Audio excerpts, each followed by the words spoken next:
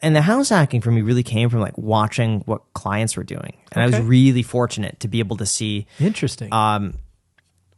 really successful, very smart clients. I could just watch what they're doing and mimic it.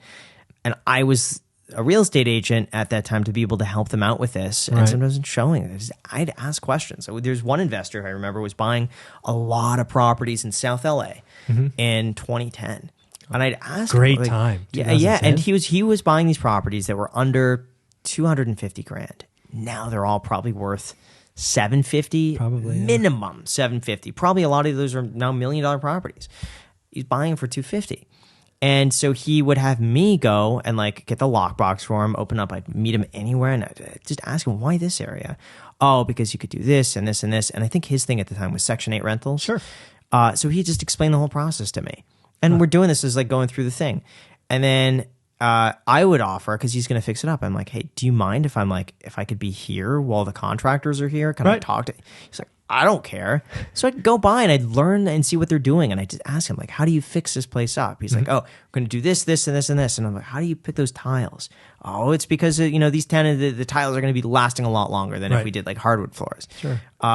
Or like, there was like a big open room, and he was like, yeah, we could actually just put a wall up here, put in a bathroom over there, and now that's another bedroom. This bonus room in the back, that will now be the primary suite, and there's like water fixtures over here. We could put that over there. It's really easy. And it's just, I was just really interested in that. And they would just tell me kind of what to do. So that really got me into it. Yeah. But his thing, he went from South LA to then San Bernardino and started buying in San Bernardino.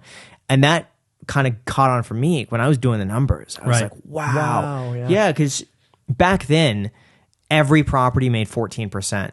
Assuming you bought it cash, every property was a 14% net return. Every single one of them. Every time, yeah.